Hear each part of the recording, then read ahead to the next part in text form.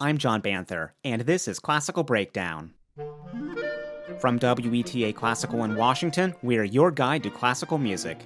In this episode, I'm joined by TV presenter and horn player extraordinaire Sarah Willis.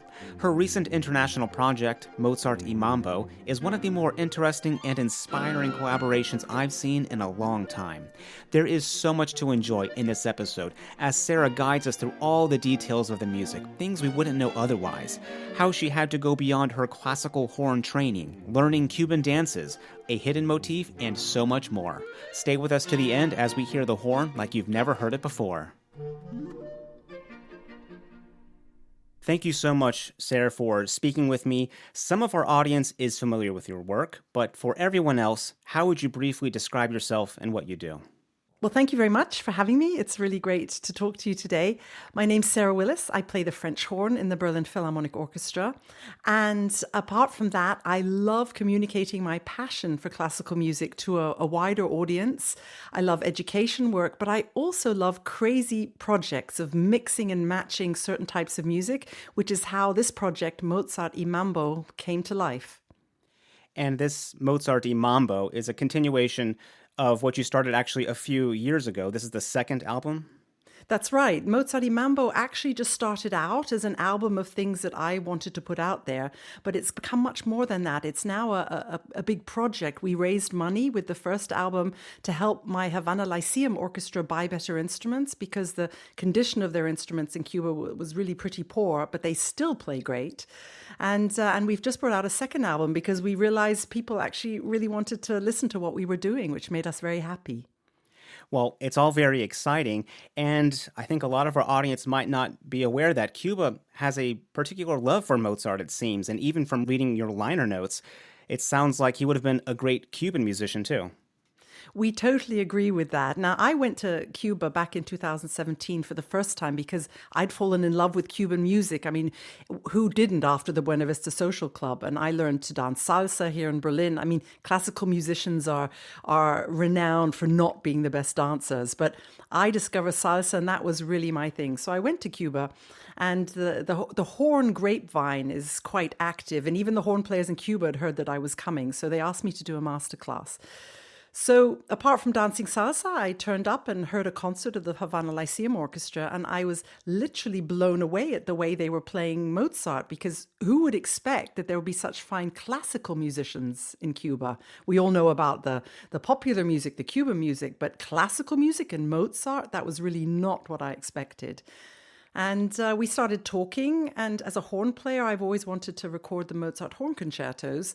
And I started saying, we were one night in the bar, as one is, surrounded by mojitos and Cuba Libres. We had a very animated discussion about what Mozart may have sounded like if he'd come to Cuba. And my Cuban friends said Mozart would have been a great Cuban. And when I asked why, they said, well, because his music is full of dance, it's full of improvising. Now, Mozart, when he gave concerts himself, he would never play what was on the page. He would improvise around it for ages. And the Cubans do exactly the same thing. So that was the dance element, the passion in his music, the improvising. But also, they said, we know from history that Mozart was actually quite good with the ladies. And my Cuban friend said, and we are too. They even have a statue of Mozart, I think, in Havana. They do. Who would have guessed that? Now, to be honest, it looks a little bit like him. I think there's a picture of him in the first album liner notes that we brought out. And when I passed it, and I just thought, I didn't know it was there, and I just thought, he looks vaguely familiar, and it's a bit of a strange statue to have in the middle of Havana. So I approached it, and I saw it said Wolfgang Amadeus Mozart, so in typical Cuban style. The name wasn't quite right. They've actually corrected it since then. But for me, it was just almost like a sign that this is what I wanted to be doing. And out of that, this crazy project was born. I love it. So on this album, we have Mozart's first and second horn concertos, what's described as the first Cuban horn concerto, and a few other works towards the end that we'll talk about. But just getting into the first work on the album, Mozart's Horn Concerto No. 2. I think a lot of elements that I like in this and in the other Mozart will become more evident as we go on. But something I'm wondering, we've talked about in this podcast, the modern horn versus the natural horn, valves versus no valves. So in Mozart's day, when he wrote this, I think in 1783, it was the natural horn, no valves. Does that affect how you interpret or play this today on the modern horn, or is it just not really even a thought? I think it should be a big influence in how any horn player plays it on a modern horn, because we've inherited this way of playing the horn. Mozart wrote it for the natural horn, and it's really important to understand how the natural horn would have sounded. Of course, you can put, modern day elements into it, and some things are a lot easier with the valves. But this way of slurring, this way of playing in E flat, what an E flat crook would have felt like when you're playing it, and also where the hand stopping would come into place. The horn players of those days had to play the chromatic notes by stopping the note in the bell with their hand, which made quite a nasal sound. So I think it's absolutely necessary to go back to our roots and to understand how it would be played. And I studied it as well on the natural horn. I'm not particularly good at it, but I would encourage any student who is going to play the Mozart horn concertos, and actually any sort of music from that time, to go back and really study how it would have been played. I think that's very important. That's very interesting. You mentioned the crook. That's that little bit of slide you can take out of a horn and then add another one that's a different length to change the key, right? That's right. It needs about like a 3-hour podcast to go into explaining exactly what that does, but it changes the pitch, and each crook would give you a different feeling. Like the G crook is very small, and so the horn parts written in G are quite light and airy. Mozart, the most beautiful crooks, I think, are F and E flat, and Mozart wrote the concerto, the three of his concertos in E flat, and then the first one that he wrote, the number 1 in D, and it meant D is a little bit longer. You have to add a little bit more onto it. It's quite a thing. Once you get to the big long crooks, your arm can hardly hold the horn. It's so far away from you. And D is really a little bit fiddly. That was the most fiddly of his concertos, I discovered. That's so interesting. I lived briefly with a natural horn player, and I heard all kinds of sounds coming from their room. Mozart was such an operatic composer, and I love how you and the orchestra are really committing to these long, stretching lines. I think it can really be easy in performances of these concertos to have the orchestra kind of be hands-off, the kind of typical flying in for the last rehearsal and then playing a performance, for instance. There's oftentimes, I hear, not so much of a collaboration or a relationship between the soloist and the orchestra, kind of like hands-off wallpaper, but here in this is very, very different. There's a clear collaboration and relationship between you and this orchestra, and it really comes across when you're all playing together and committing to these long, stretching lines, very aria-like lines in this concerto. John, you've just made me so happy by saying that, because there are two things about that. One is that I really feel, and this is what we found on the first album, we got so much feedback from all around the world. You can hear the love and the respect that the orchestra and I have for each other. They are literally mi familia cubana, my Cuban family, and I love, love, love working with them. And that is very important. That makes a great collaboration. But the other thing is that I think Mozart, any of his concertos are very similar to his operas. And it's okay, maybe it's one solo role, which is what I have, but the orchestra is commentating, and it's a give and take. And it's very important for me to make my Mozart horn concertos a little bit like an opera, but be supported and not just accompanied. And the orchestra then rises up and has their say, and I'm just so happy that you noticed that. Well, it happens a lot, I think, in this album where it really comes across, particularly in this concerto, in the third movement. There's this sudden, beautiful pastoral moment towards the very, very end. And it never struck me like this until I heard your recording. The strings are droning, it's very pastoral, and then you have all these, as if you're the shepherd maybe on your horn, all these really crisp turns on the horn where everything changes for a moment.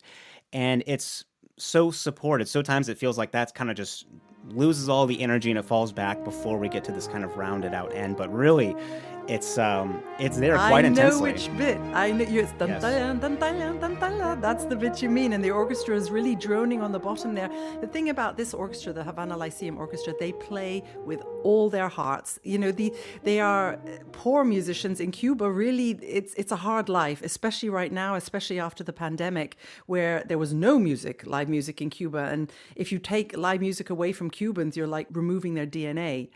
So when they play, they are full of passion. And this second album was a lockdown project. You know, I went to Cuba in the pandemic time, and pandemie, we say that in German, pandemic, and we worked on it and we created it. And so this orchestra doesn't only play with all their heart. In those times, it's what it was giving them hope as well. And so they wouldn't just play one note under a soloist. They would really just think, okay, how are they going to support? What are they going to do here? And that's also a lot to do with their wonderful conductor, Jose Antonio Mendez Padron, who we can now call Pepe because it's a lot easier. Yes. I was just about to say, it sounds like he is a big part of this as well in terms of bringing all of the ideas together, because all of this throughout the whole thing, as we'll discover, it's very cohesive. Pepe is my musical soulmate, and I was so lucky to meet him and to experience all this with him. He is such a good conductor that he could really have a career anywhere in the world. I think actually he's conducted at the Kennedy Center as well already. With great success. But he has chosen to stay in Cuba and to take care of the next generation of classical musicians. And I admire that so much. But it's a very special collaboration, and one that I don't take for granted, because I play with a lot of great musicians. I'm lucky that my orchestra is full of them. But to find that person that you really don't even have to speak to about what you want to do, I just feel like he catches me at every corner, and also tells me when I'm not doing a good job as well. He'll say, "No, come on, Sarah." It's like in the Romanza of the third horn concerto on the first album, people remarked that it was a little bit fast, and I actually felt like playing it slowly. And he turned to me and said, "Sarah, this is a romanza, and in Cuba our romances are not slow." So he gave as good as he got, and he's just the most incredible musician. So I'm lucky to have him. Going to the next piece on here, what's described as the first Cuban horn concerto, the Cuban Dances for solo horn, strings, and percussion. This is so much fun. I don't think I've ever heard anything really like this. I've never played anything like this. So tell us about this, because it's also incredible that it involves like 6 composers. Yes. Oh gosh, how long have you got? I just love talking about these amazing composers. So I decided for the second album, the first album we had pure Mozart and pure Mambo, and then we mixed the two quite a lot. And a follow-up album is always difficult to do, but we knew we had 2 more horn concertos to record, and I just didn't want to mix again so much. I wanted something original, and you know, when we leave this world, we like to leave something great behind. And I thought, wouldn't it be amazing if the next generation of horn players after me could get to know Cuban music like I do and get to love it? The problem is there is no repertoire written for the horn in Cuba, or not a lot, and there was never a horn concerto. So I put out a call to young composers saying I needed one composer to write me a horn concerto, and I would like it to be a collection of dances. And I made a little competition, and I got so many great entries that I ended up with 6 dances by 6 composers, because I just couldn't decide, and they all brought something completely unique to the table. It's a little bit like a young Buena Vista Social Club, because these 6 young composers, they are trying to keep rhythms alive that are disappearing in Cuba. They are folk dances. They're the national dance of Cuba, the danzón, a dance that you only do down in Guantanamo called the changui. And the young people of today in Cuba are far more interested in reggaeton, in rap, in rock music. And these traditional dances are sort of getting a little bit forgotten. And the other thing that's incredible about it is that they wrote all the rhythms down. And this is why Wim Wenders, in his film, this wonderful Buena Vista Social Club, and Ry Cooder, they got these old musicians to capture what they could do on film. But what these young musicians have done, these young Cubans, they've actually written it down now, which is not easy, because if you tell a Cuban mambo or changui or guaguancó, which is a rumba, they just know and they play that rhythm. So what these composers done, they've written it down for people like me, like, this complete foreigners, and so that percussionists and string players and horn players of the future will be able to play Cuban rhythms, not having known much about them before. So I'm so lucky to have these pieces, but I must say it's been the challenge of my life to be able to play them properly. Well, we're going to talk about that because some of these are quite difficult. I mean, starting with the first one, and you're going to have to help me if I mispronounce some of these names or dances or composers. The first dance, Tamarindo Scherz Son by Pepe Gavilando and Yazel Munoz. This one is so much fun. It grabs you right away, and it sticks with you. It's an earworm. Sometimes I can't get it out of my head. I'm so happy about that. And I love the titles, too, because they're interesting. This is Tamarindo Scherz Son. Is a kind of a play on scherzo and then son, the dance. Exactly. And Pepe and Yazel are they're quite experimental musicians. And when I asked them to write me a son, which is what they actually came up with this theme, but they'd put another rhythm underneath it. They'd put a changui underneath it. Now, I already had a changui offered from Ernesto, which is how we finished the suite. So I said, guys, I love what you're doing, but I need another dance. They were like, no problem. So they basically changed the clave, the meter of the dance, and came up with this scherz son featuring the famous Cuban dance, the son. But it's not a typical son. When you think of sons, you think of Buena Vista Social Club, you think of dancing, you think of old guys with guitars. These two have made an overture for me. And there's even a couple of bars which is a nod to my British heritage. If you listen really closely, there's 2 bars where you hear England. And it's really hard, though. It's such a hard piece to play, but it's a great beginning for the suite. Tell me about this little kind of Easter egg, because it sounds like Handel, this little like 2-measure moment. You heard it. It's one of the cleverest uses of Handel I've ever heard, because I mean, I'm listening, I'm thinking, okay, how far deep in the background is this little Easter egg going to be? And it kind of just pops out of nowhere. And it just totally makes sense. But what I love especially is on the last note, thinking, okay, this is a little Baroque reference, but instead of being Baroque at all on the last note, hitting it, slight decay or lifting or something, is not that at all. It's just a huge crescendo that rockets the strings up to that next much higher line that actually sounds a little bit like Borodin to me. But it's just one of the most clever little uses of Handel I've heard. I love interviewers who know what they're talking about. And thank you so much for listening so close and for noticing that. The funny thing was, when they were composing it, I had just received an award from Her Majesty the Queen, and for services to classical music. So it was a really exciting thing to happen, and they just heard about it, and they decided to celebrate that in this piece by putting in these couple little bars of Handel, and it makes me very excited to know that you noticed it. Oh, yes. Now going to the second dance, Danzón de la Medianoche. This is by Juliet Lombida, and this is the national dance of Cuba, as I understand it. I also get a sense of why they also might say Mozart would have made a great Cuban musician. You gave some great reasons. One that I was kind of picking up as I was listening to this is just these beautiful aria-like lines in the opening concerto, and then long arresting melodies like in this dance and in the others. I think there's a lot of crossover in the more kind of melodic aria-like nature, or just the treatment of telling a story from one note to the end, that I find a bit similar too. Absolutely, and that's what Cuban music does. It tells stories through music and dance. And the danzón, as the national dance of Cuba, is a much slower dance. It's older people like to dance it because they don't get so hot and sweaty. and it's just a dance which is so beautiful and so noble, but it does tell a story. And I think what Juliet Lombida has done with this, you can hear it's sort of like a dream. It starts off at midnight, and someone's dreaming of this beautiful couple dancing the danzón. And it's very, very cleverly done. And something very special on this track is that the other soloist, it doesn't really sound like a soloist because it goes all the way through. But if you really listen to the güiro, the guy playing the güiro is making magic. It's like he's speaking with his fingertips. And this is Enrique Lazaga, who is an original member of the Buena Vista Social Club. He's over 80 now, and he was so happy we asked him. And he was hilarious. He kept telling us stories of the recording of those days. And really, when he stood next to me playing that Guiro, well, one, he was incredibly loud. It's quite a loud instrument. But he didn't just scrape it. He made magic with it. So I felt very privileged to have played that with him.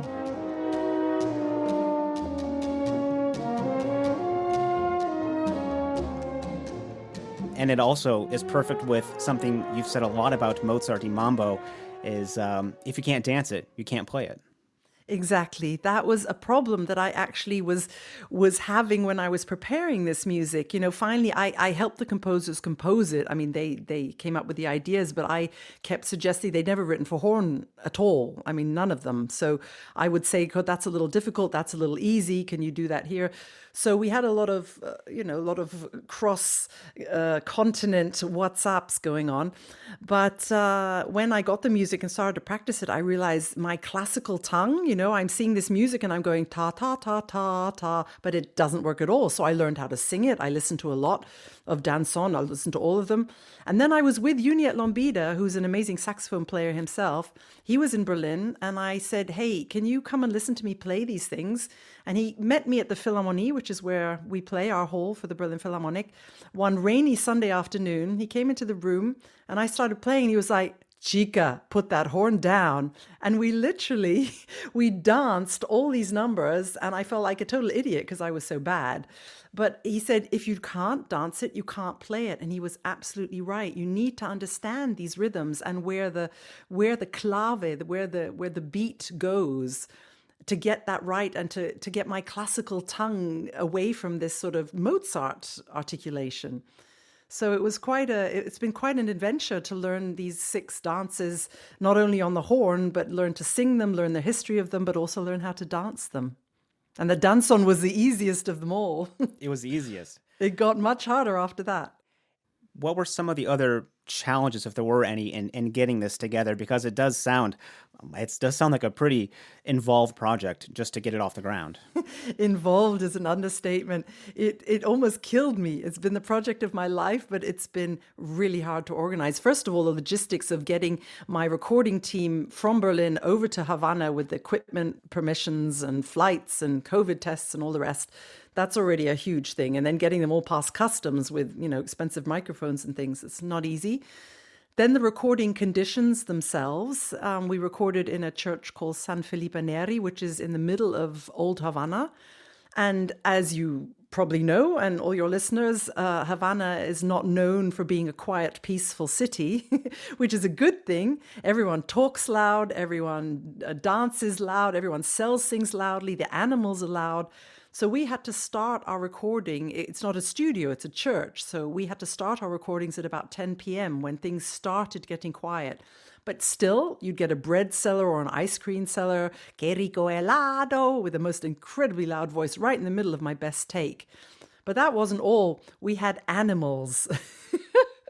We had animals. We had a cat that wouldn't leave the hole. We had dog fights outside. We had a bird that got trapped and flew around and flapped in the microphones. We also had a resident cricket. And this cricket, I tell you, if I'd found it, it would not be for this world anymore. But we found out where it was. It came out about midnight, and it was very vocal. And we found out that if we banged on one wall, it would stop for about 20 minutes. So someone always had to be on cricket duty. And it'd start, and then we'd be like, oh, and then you'd hear boom, boom, boom, boom, boom, and then it would be quiet. So we knew we had about 20 minutes, and we got it out of most of the recording, but there's still a spot on the recording where you can hear him. Oh, yes.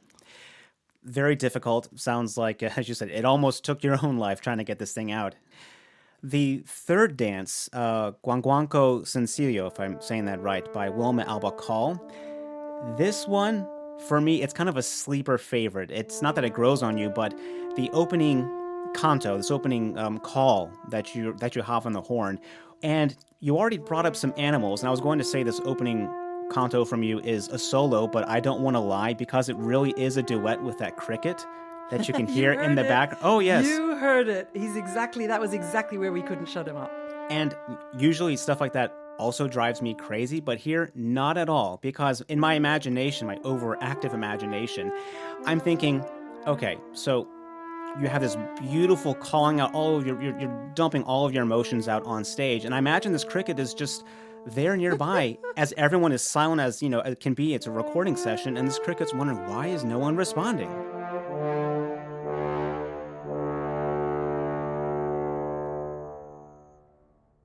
I have to call out to her now. This cricket, I tell you, the thing about the canta, this part where I played the solo, was we recorded that after we recorded the dance part of the guaguancó. And so the orchestra was allowed to go home because it was about 2 a.m. So I had nobody left to bang on the wall.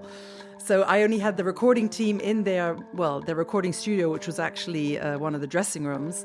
And there was no one else there. So Mr. Cricket had to, or Mrs. Cricket, whoever it was there, just chirped along. But I think you're right. It was sort of like a duetting with nature. And that's what this canta would have been, this calling. It's either a calling to the gods or calling to the dance. The guaguancó sencillo means a simple guaguancó. And guaguancó is one of the 3 types of Cuban rumba. And the rumba, this type, was brought over by the slaves from Africa. So they would sing quite melancholically about, their life back at home. And this would be picked up by the Cuban rhythms. And this is a wonderful mix of Afro-Cuban style. So I wasn't quite sure who I was calling to, but I feel like, it's quite a holy moment. I mean, a reason why this one is also a favorite for me is because it takes about half the movement to feel like then we really get into the main part of the dance. There's this long, slow build-up. And in context, especially with the previous dances, it's so worth it. I don't know, the impact it has, even though it's just kind of slight, the difference before and after, I think. But the build-up, it just makes it so gratifying to listen to. Wilma Albacal is a very talented composer, and I was so happy to have a female composer working on this with me as well, because, as you know, horn was never, it was always quite a male-dominated world, and composers as well, and to find a female talented Cuban composer, I was very happy about that. And she's a choral composer and conductor. And she didn't actually know a lot about guaguancó when I asked her to do that particular dance. So she went and she learned to dance it, she learned to sing it, and she learned all the history about it, which is what I then had to do to be able to play it. But she's very, very clever with the orchestra. And a lot of people on the inside of the music world have said that's the one that's impressed them the most because of the way she uses the horn and the strings. She's basically used guaguancó is not an instrumental. It's more percussive. So you have a singer, you have someone dancing, and you have many different percussion instruments. So she's used the strings as the percussion instrument, and the horn starts with this lyrical calling, but then she turns it into one of the percussion instruments. And by the end, the horn is just going pa pa pa pa pa pa pa pa pa pa pa pa. And I got one of my friends to actually play this for me on the congas so that I could understand how he hit it to help my tongue hit it. So it was quite a job, but I'm glad you enjoyed it because it's a very special piece. It really is. And you also said this was the most difficult dance to learn. I'm wondering, was there like an actual breakthrough where it finally made sense to you? Or is it still maybe really difficult? Well, it made sense. To sing it really helped, and to practice it with the percussion really helped me. And they gave me a groove. They just gave me a guaguancó groove, and they said just play on top of that. So that really helped. But to learn that this one's all in the hips and the knees. So they bend the knees and they sort of twist their legs. And it's also a dance of the guy trying to, get the girl. And it tells a story. And she either, she lets him in or she doesn't. And it's a really difficult dance for me to learn. It's a beautiful dance to watch, but I find that one hard. But singing it really helped me, and watching a lot of it as well. I mean, I have bad knees, so I think I'll set that one out. No, that wouldn't be one for you. But we get to the fourth dance, and I think you know what time it is now, Sarah, for the fourth dance. We have to turn the lights down low. Absolutely. Get comfortable. It's like we're going back in time. Isn't it gorgeous? It is. Un Bolero para Sara, another fun title with your name in there by Jorge Aragon. This one, you also mentioned, well, one, of course, it's beautiful, and it's really arresting. And you mentioned you can hear a bit of Mahler influence in the horn writing. Yes, Jorge Aragon is an incredibly talented arranger, and he's done most of the song arrangements for me on my albums, but he hadn't composed anything. And when I asked him to compose something, I know he's a great film composer and arranger, and we call him the John Williams of Cuba, because he really is very talented. And now he's living in Madrid, and he's hoping to have a big breakthrough. And with this bolero, it was really important for him to use the influences that have classically influenced him. And Mahler is really one of his top influences. And just the way he used the calling and the echoing effect, especially at the end, there's a little cadenza and a call, and you can almost hear the horn across the lake answering. And I was just transported back to the Havana of the 40s, where Havana was full of life and rich and sparkling, and all the American stars went there. And so for me, it's a mixture of film music and Gustav Mahler, but Jorge would be very proud to know that people have heard that influence. It's also perfectly written for the horn. It's really, he couldn't have written better for what I can do on the horn, my sort of sound. It's really a dream to play. It does sound wonderfully written for the horn. And there's the moment, I think it's middle towards maybe 2/3 of the way through, something like that, where I get this impression where so far it's been you and the orchestra, very close relationship together, they're playing together. But then all of a sudden it sounds like actually these two characters, you and the orchestra, as if depicting lovers separated, worlds apart by land or sea, and they're thinking of each other, but they're not together. I get that kind of sense in the music with that one. That's beautiful. I really think that's the sort of alpine influence of Mahler that Jorge brought in there. Yes. And also he plays the piano himself in this. And all the composers did. In the numbers with piano, in the first one, the Tamarindo Scherzon, Pepe Gabilondo is playing the piano, and in this one, Jorge is playing the piano. And if you listen really closely, the dialogue that he is having with me is just incredible. And when I looked at his part, there's nothing written down. To bring this music into publishing state, he had to actually sit down and listen to the recording and write down what he played, because for the recording, he just made it up on the spot. Oh, so you really make us fall in love with this fourth dance. We're in a trance by the end, but then we're woken up Yes. by the next dance perfectly. Sarah Cha, another just fun title. This one by Junietta Lambida and Ernesto Oliva. Now, the lights are back up. We have this fun title, Sarah Cha, and the writing for the horn is very, very difficult. It almost sounds like for moments they were just together and thought, just give Sarah the flute part and then we'll just move on. Oh my goodness, you are so right. When I got the music, I was like, guys, you're kidding me. This was the last movement to be composed, because the suite was originally 5 movements, and we'll get to the final movement, the Changui, in a minute. But the problem was when I got the music for that, I realized this might be way too difficult for anyone to play outside of Cuba. Not just my part, but the orchestra part. I sent it to my brother, who's a conductor living in the States, and I said, could your orchestra play this? And he was like, forget it. None of us can play this because it's all on the offbeat. Right. So I thought, okay, I need another piece, another movement, so that you can have an alternative ending if people don't want to play the Changui. Of course, we wanted to play them all. And this is how the Saracha was born. It was like pretty much a last minute thing. So I didn't have a chance to see the music until it was like almost a recording. And then I got the music. I was like, you've got to be kidding me. It was exactly that. I said, is this the flute part? No, it's the horn part. But this one seems to be making the rounds. People are loving it. It's a mixture of cha-cha-cha and mambo, a very fast mambo. And they've also written very well. They wrote this together because of the time that they had to do it in, and it was very interesting to see what they came up with, and it's a lot of fun to play and a lot of fun to dance.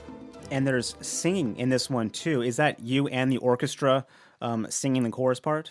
Yes. Now, in a typical Cuban cha-cha-cha, there's often a coro, a chorus, and we are singing. We had a competition in the orchestra who was going to write this little coro. And the Cubans make them up as they go along. I mean, the whole Buena Vista Social Club were guys just making up the lyrics as they went along. You have the a chorus, and then you have someone just telling a story. And so they all were coming up with these crazy ideas, and the one that won is the one, of course, you hear, and they say El corno de Sara sonando en toda La Habana. So the horn of Serra is sounding all over the rooftops of Havana, and there's el corno de Serra, the horn of Serra, bailando con el cha-cha-cha. So the horn is dancing with this cha-cha-cha, and that's the one that won, and they won the chocolate. That's incredible. I mean, what's also I think is just so notable is that we're on the fifth dance, and it doesn't sound like we've had music written by, all of these different composers. It really does sound like this flows and it's very cohesive in all these, in every way possible, really. And I think for this one, the cha-cha-cha and mambo, probably the most familiar sounding dances to Americans. And if you started eating dinner at the beginning of this entire piece, I think at this point you probably start getting up and moving around. This is it's hard not to move around to this one. Exactly my intention. And what we've done for German TV is we made a film as well about it, and we filmed each dance in the city it originated in. Oh wow. So we filmed the danzón in Matanzas, which is where it came from. We filmed the saracha up on the rooftops over Havana, and we had to repeat it 100 times until the cameras were happy.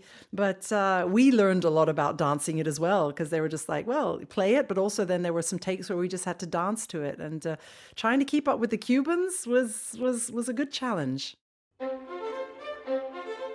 Going to that final dance that you mentioned, a changui, this one, Ay Come un Changui Pasari by Ernesto Oliva. This one, as you said, it sounds like it was hard to put together. A lot of starting on the offbeat here. Yes, ay comay is a phrase that the Guantanamerans use when they see people working in the fields. They say, ay comay, it's sort of hi girl or hi auntie, or it's sort of like even hi comrade is what it used to be, but people don't use that so much anymore. And changui para Sari. Sari is my nickname in Cuba, so that was nice that he put that in. And the changui, when I got the MP3 before I received the music. And so this starts very simply. It says bum ba da bum bum bum, and I thought easy 1 2 1 2, and then the percussion come in after about 16 bars, and it's like a hiccup. It's like all of a sudden you realize it's not bum ba da bum ba, but it's ba ba ba ba ba ba ba ba. It's all on the offbeat. And I thought, well, how does the horn fit in here? And then I got the music, and I've never seen so many offbeats in my life. Now, horns are used to playing the offbeats in like Strauss waltzes or something, but never in something like this. And this, I must say, even though the notes are not so hard to play, the challenge of playing an entire piece on the offbeat, this was huge. This took me a long time to get ready. And this was another one I had to learn to dance before I could play it, because dancing the changui is like dancing salsa with hiccups. It's yes. always like not quite where you expect it to be. The entire work is just incredible, and I think we don't have anything like it, and hopefully this will inspire more works like this to be written. Nothing would make me happier to know that future generations discover Cuban music and learn to love it like I do. But I'm hoping also that the next generation of Cuban composers will see what's possible. We'll see we've worked out a system with the percussion, which makes it easier to write it down.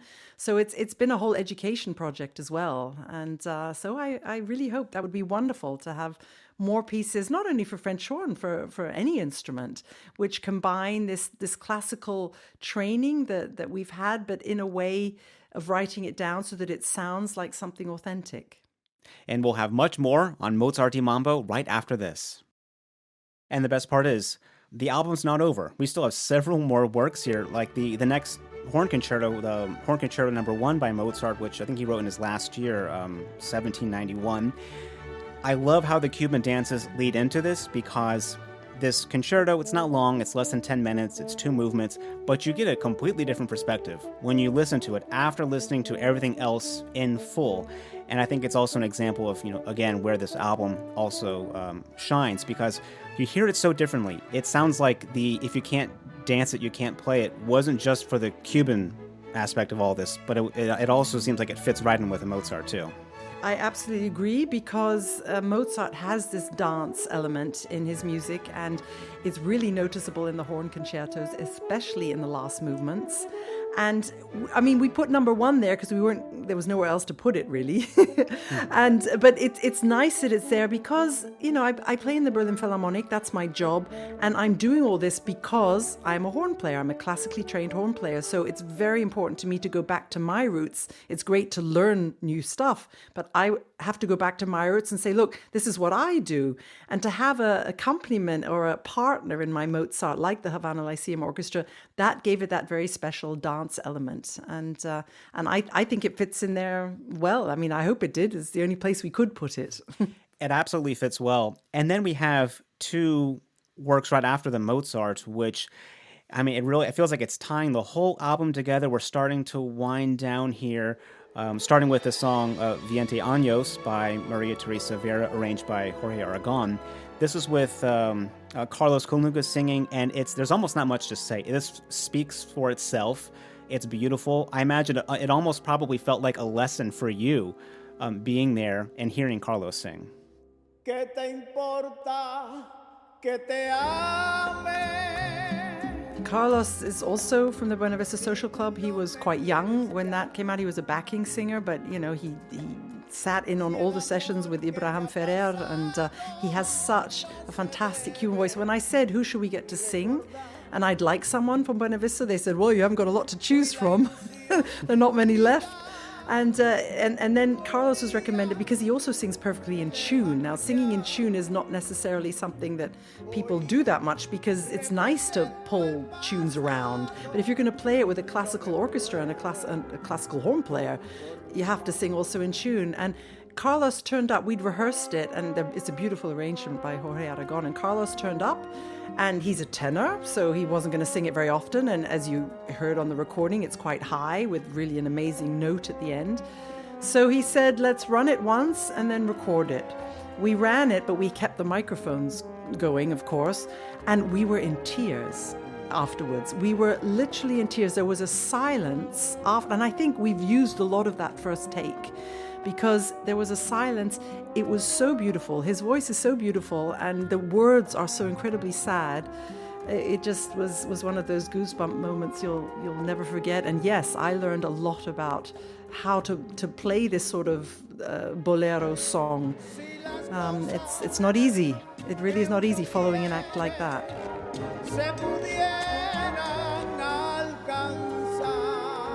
The next one, El Bodeguero, this one is a lot of fun because there's lyrics here that weren't written for you, but kind of turned into an inside joke, it sounds like. Totally. Toma chocolate, paga lo que debes. This means take some chocolate and pay for it, pay what you owe. Now, the joke is that there's no chocolate in Cuba right now. It's not actually a joke, it's very sad, but we made it into a joke. So it said, they sang in the rehearsals, take the chocolate if you can, pay for it if you can. Because if there is any chocolate, it would be on the black market and very expensive.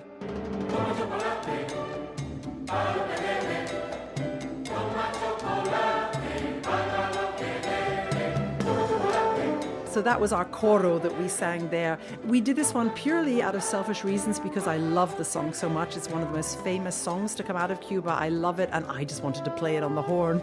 So I asked Jorge Aragon to do this one for me, and he did, and it's beautiful.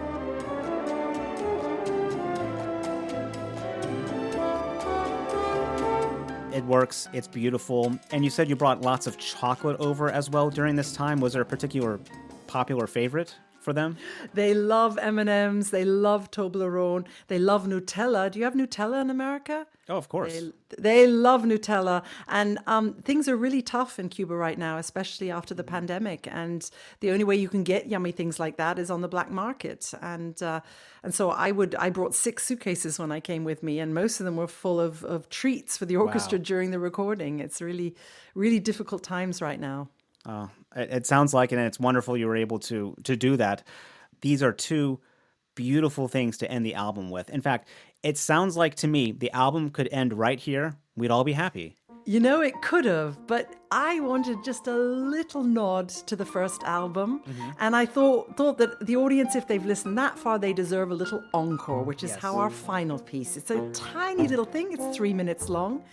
It's an aria, which everyone knows very well from Mozart's Magic Flute. And I just wanted to make people smile with this. Did you smile? I'll tell you, Sarah, when Camille, the publicist that got us in touch, when she reached out to me and sent over the music, I looked down and I saw that. That's the first thing I played. I thought, okay, I'll listen to everything, but I have to hear what this is first, because I just see pa pa pa, Mozart, with baritone sax in here as well. So I played it immediately, and I was smiling. I think I even wrote to Camille, the publicist, saying, I listened to that pa pa pa first. I love it. I couldn't get over it.